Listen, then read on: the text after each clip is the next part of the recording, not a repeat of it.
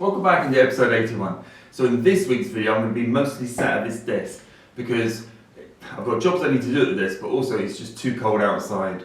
We had -10 here the other day, which is pretty crazy. So in last week's video I focused on the headlights. I've got them in there, they're raising, so I know that something's working, but I can't get them to lower, so I want to try and track that down. But I also want to try and finish the cluster, which has been sitting on my desk here for probably a month or 6 weeks now, something like that. I want to try and wrap that up, get it ready to go back in the car, and there's a couple of last jobs to do. One of them is the odometer cog, which has now arrived, so that's pretty cool. As ever, thank you for watching these videos. Please do click that subscribe button. Remember, there's now 80 episodes to go back and look through. Click the like button, leave me comments when you think I'm doing something wrong, or you know what I should be doing, or whatever, or questions even. Maybe I do know the answer. And I'll dive in now and let's just see how I get on. Just examining why the Tacho doesn't work, and if you listen, there's this smooth up above, but down here. Now what I can see is, it will stay while I show you. Oops. Difficult to balance. It's colliding or scratching there on the bottom of that, probably a capacitor or something.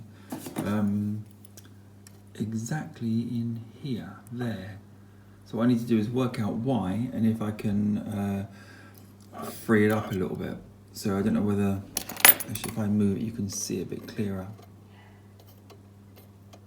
I don't know if I can bend that arm down a little bit, this one here, whether it'll bend down, or if I can sort of somehow move this up out of the way.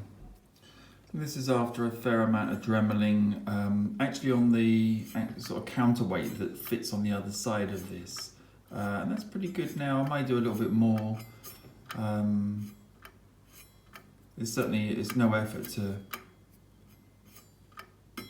sort of flick it up now, so that's a lot better. Right, one of the last jobs with the cluster is the speedo. I've got the odometer here separated from the actual speedo itself. Now the big trick here was pulling the needle off, which I think I showed you in the last video. That's done now. The secret is to twist it off rather than sort of pull it straight up. Take a lot of care doing that. Next is this. This is completely jammed solid, or pretty much. The odometer cog is disintegrated. If I can, I'll flick up a photo so you can see it a bit clearer. All of this is, I think the shafts have rusted and they're just pretty much solid. I can turn them, but I don't want to.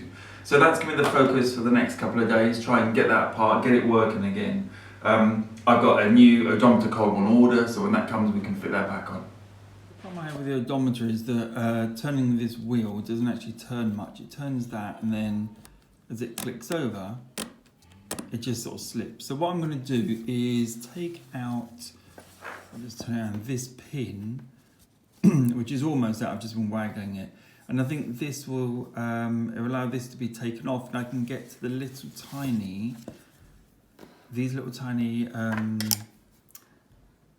little cogs here, these ones here, and I think they're a bit too tight on the shaft, so they're probably seized on or corroded up. So I'll probably thread them off the shaft and then give the shaft a good clean up and put them all back together. So I just pulled that pin out, and then this assembly comes away. So it's these little tiny cogs I'm worried about that I think are seized on, although obviously you can see that one turned quite nicely then. Let me get it stable. So this one turns okay, that one not so much, and that one not so much. And that one's not too bad either.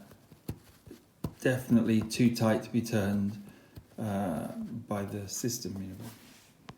To avoid any sort of complicated disassembly and breaking, what I've done now then is basically bathe it in WD-40, the sort of lubricant oil, and repeatedly turn these around, and it's flushed out basically if there's any rust underneath it.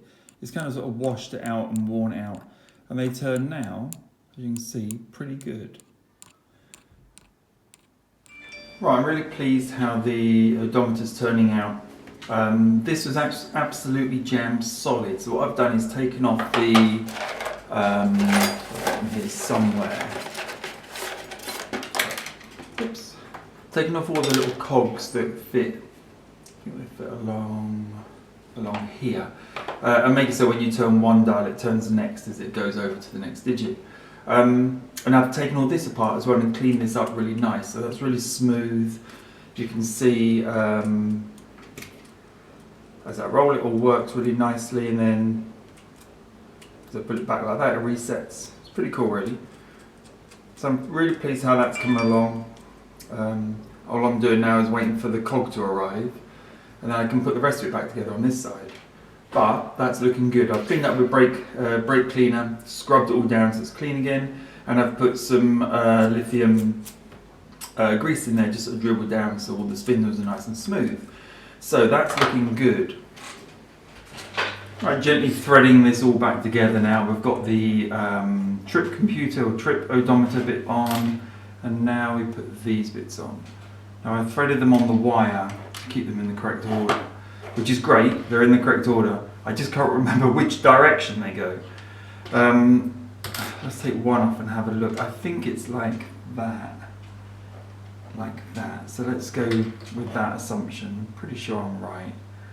I'm just checking which way around the rod goes, which is that way. Hopefully, yeah. And if I can get this just to fit in.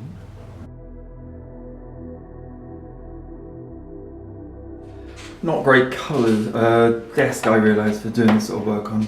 It's very hard for you to see, isn't it? So the cog arrived, which is this one here. If I can pick it up, you can just see, nice new cog. What I need to do then is, I've cleaned up the spindles that they go on, and it's pretty much just a matter of sliding them on. What I've been doing is putting a little bit of, this is the lithium, silicone lubricant on. A bit on there. That now spins on there nice and easily. Then pop this one on. I don't remember which way round this goes. I think it's that way round. Yeah, so those two link in. Quite nice and easy to turn. Just checking. Mind that's a little bit easier, but it seems okay. So this is the last one, which drops in there. I've got this round the wrong way, haven't I?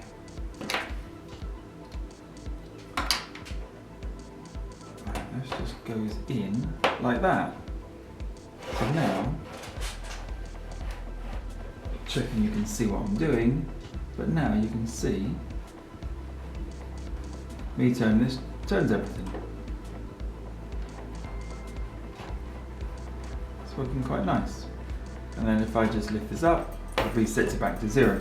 Now what I do need to do is take these cogs back out and set the mileage correctly. I need to look up what the mileage was on that.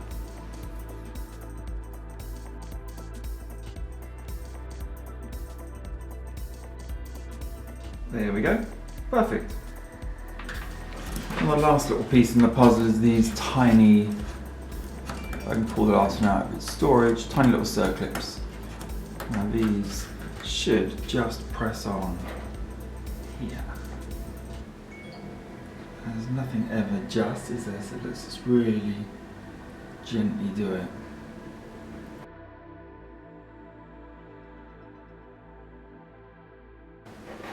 Now this whole thing I've washed out with brake cleaner, so there are no deposits left from the cog that disintegrated, which seems to be a big worry.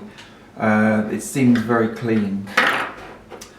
As I said earlier, I just need to slide this out and just set the mileage correctly. But it all seems to work really nice now. The last thing to do, if I just zoom you out, is to fit it back onto the actual speedo. That's the speedo unit that I'm waiting to test. Obviously this sort of clicks back on top of it. So all that's left to do here now is to gently undo these.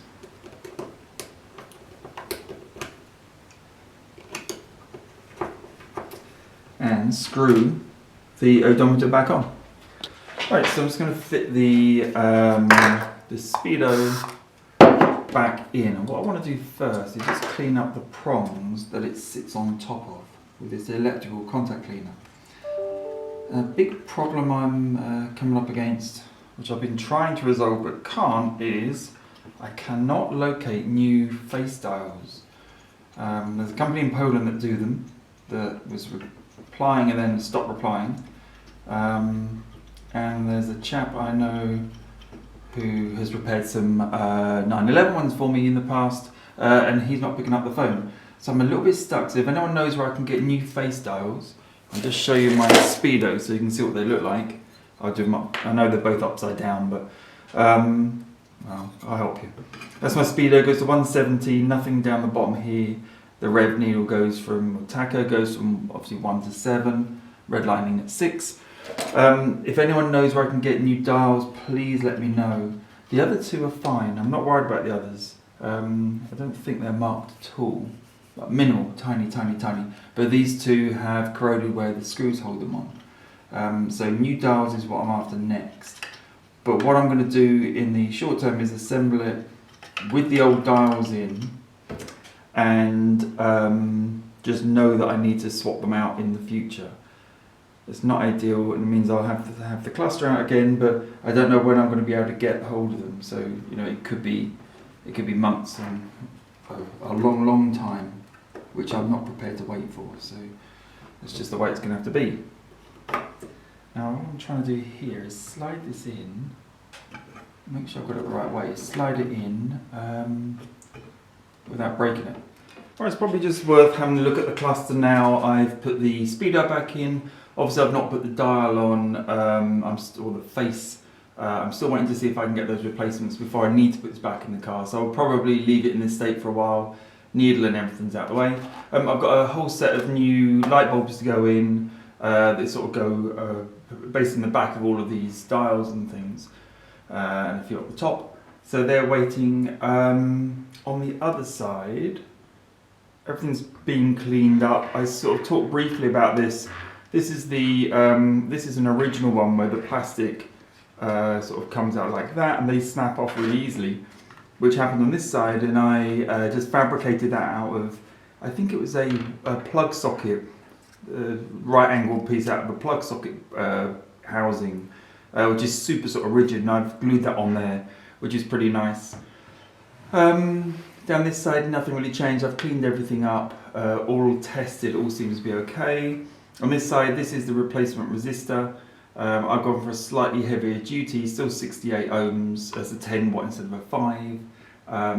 Doesn't fit quite as snugly, but there's nothing else here, so it doesn't matter how it sits there.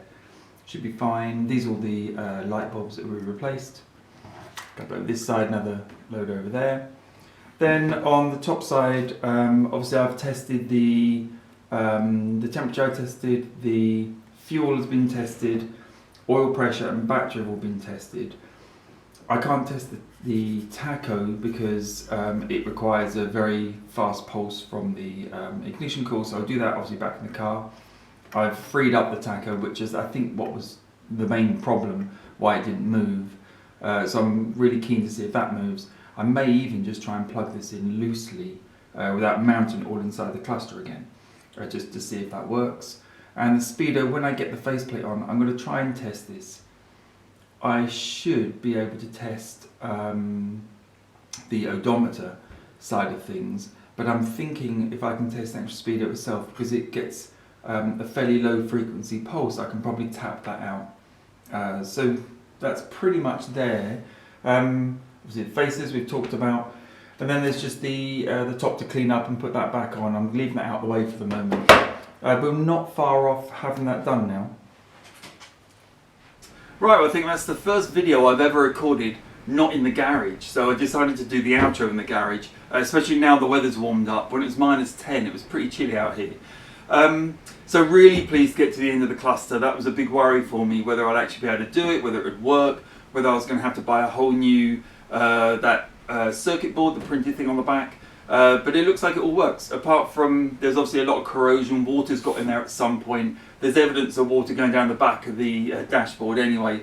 Although a lot of the actual bulkhead looks solid, it's just really around the